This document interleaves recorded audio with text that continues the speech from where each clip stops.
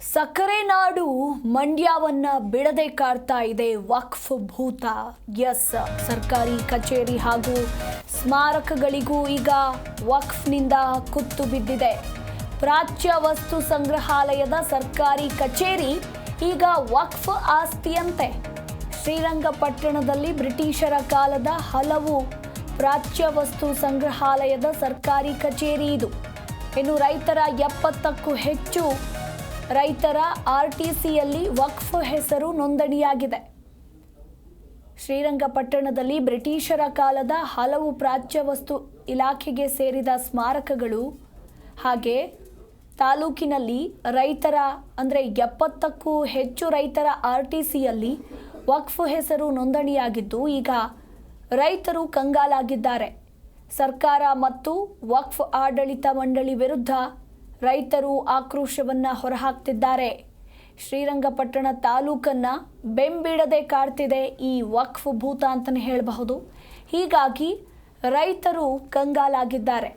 ಕೇವಲ ರೈತರ ಜಮೀನಷ್ಟೇ ಅಲ್ಲ ನೋಡಿ, ಪ್ರಾಚ್ಯ ವಸ್ತು ಸಂಗ್ರಹಾಲಯದ ಸರ್ಕಾರಿ ಕಚೇರಿ ಕೂಡ ಈಗ ವಕ್ಫ್ ಆಸ್ತಿ ಅಂತೆ. ಇದು ಬ್ರಿಟಿಷರ ಕಾಲದ ಹಲವು ಪ್ರಾಚ್ಯ ವಸ್ತು ಸಂಗ್ರಹಾಲಯದ ಸರ್ಕಾರಿ ಕಚೇರಿ ಇದು ಕೂಡ ಈಗ ವಕ್ಫ್ ಆಸ್ತಿ ಅನ್ನೋದರ ಕುರಿತಾಗಿ ಮಾಹಿತಿ ಇರುವಂಥದ್ದು.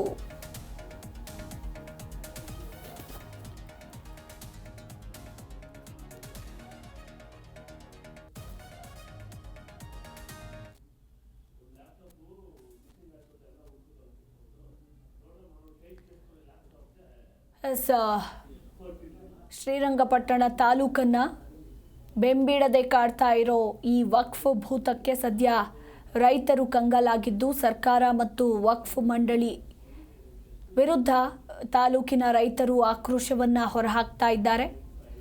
ಇನ್ನು ತಮ್ಮ ಜಮೀನಿನ ಆರ್ಟಿಸಿಯಲ್ಲಿ ವಕ್ಫ್ ಹೆಸರನ್ನ ಕಂಡು ಈಗ ರೈತರು ಕಂಗಾಲಾಗಿದ್ದಾರೆ.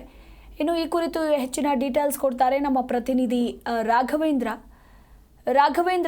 ಸದ್ಯಕ್ಕೆ ಸರ್ಕಾರಿ ಕಚೇರಿ ಹಾಗೂ ಸ್ಮಾರಕಗಳಿಗೂ ಕೂಡ ಈಗ ವಕ್ಫ್ನಿಂದ ಕುತ್ತು ಬಿತ್ತು ಅಂತಲೇ ಹೇಳಬಹುದು. ಪ್ರಾಚ್ಯ ವಸ್ತು ಸಂಗ್ರಹಾಲಯದ ಸರ್ಕಾರಿ ಕಚೇರಿ ಕೂಡ ಈಗ ವಕ್ಫ್ ಆಸ್ತಿ ಅಂತ ಹೇಳಲಾಗ್ತಾ ಇದೆ. ಏನಿದು ಅಂತ ಈ ಬಗ್ಗೆ ಹೆಚ್ಚಿನ ಡೀಟೇಲ್ಸ್.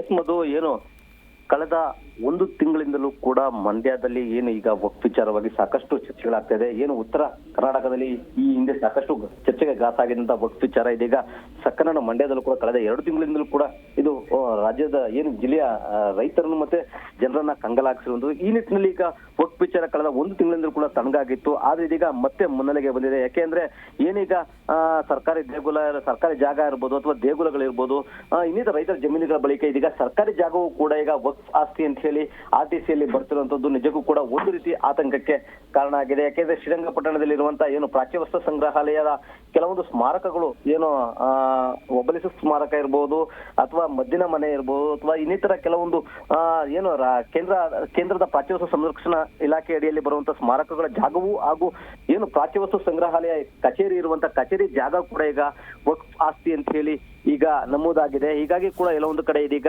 ಈ ವಕ್ಫ್ ಭೂತ ಬೆಂಬಿಡದೆ ಮಂಡ್ಯ ಜಿಲ್ಲೆಯನ್ನ ಕಾಡ್ತಿದೆ. ಅದರಲ್ಲೂ ಕೂಡ ಶ್ರೀರಂಗಪಟ್ಟಣ ಸುತ್ತಮುತ್ತಲ ರೈತರಿಗಂತೂ ಸಾಕಷ್ಟು ಆತಂಕಕ್ಕೆ ಕಾರಣ ಆಗಿರುವಂತದ್ದು. ಯಾಕೆಂದ್ರೆ ಶ್ರೀರಂಗಪಟ್ಟಣ ತಾಲೂಕಿನ ಸುಮಾರು 70ಕ್ಕೂ ಹೆಚ್ಚು ರೈತರ ಜಮೀನಿನ ಆರ್ಟಿಸಿ ಕೂಡ ಈಗ ವಕ್ಫ್ ಆಸ್ತಿ ಅಂತ ಹೇಳಿ ಈಗ ಬರ್ತಾ ಇದೆ. ಹಾಗಾಗಿನೇ ಕೂಡ ಈ ಭಾಗದ ಜನರನ್ನ ಒಕ್ಕಲೆಬ್ಬಿಸುವ ಕೆಲಸವನ್ನ ವಕ್ಫ್ ಮಂಡಳಿ ಮಾಡ್ತಾ ಇದೆ ಅಂತ ಹೇಳಿ ರೈತರು ಈಗ ಆತಂಕಗೊಂಡಿದ್ದಾರೆ. ಹಾಗಾಗಿನೇ ಕೂಡ ಈಗ ಸರ್ಕಾರ ಮತ್ತೆ ಏನು ಈಗ ವಕ್ಫ್ ಮಂಡಳಿ ವಿರುದ್ಧ ರೈತರು ಆಕ್ರೋಶವನ್ನ ವ್ಯಕ್ತಪಡಿಸ್ತಾ ಇರುವಂತದ್ದು. ಏನು ತಮ್ಮ ಜಮೀನನ್ನ ಕಬಳಿಸಿ ನಮ್ಮನ್ನ ಒಕ್ಕಲೆಬ್ಬಿಸುವ ಕೆಲಸವನ್ನ ಮಾಡ್ತಾ ಇದ್ರೆ, ಮತ್ತೊಂದು ಕಡೆ ಸರ್ಕಾರಿ ಜಾಗವನ್ನು ಕೂಡ ಇವು ಬಿಡದೆ ಈ ರೀತಿಯಾಗಿ ವಕ್ಫ್ ಮಂಡಳಿಗೆ ಸೇರಿಸ್ತಾ ಇರುವಂತದ್ದು ಎಷ್ಟು ಸರಿ ಅಂತ ಹೇಳಿ ಈಗ ತಮ್ಮ ಆಕ್ರೋಶವನ್ನ ಇಲ್ಲಿನ ರೈತರು ಕೂಡ ಹಾಗೂ ಸಂಘಟನೆ ಮುಖಂಡರು ಕೂಡ ವ್ಯಕ್ತಪಡಿಸಿರುವಂತದ್ದು. ಮಧು, ಎಸ್, ಥ್ಯಾಂಕ್ ಯು ನಿಮ್ಮೆಲ್ಲ ಮಾಹಿತಿಗಾಗಿ ರಾಘವೇಂದ್ರ.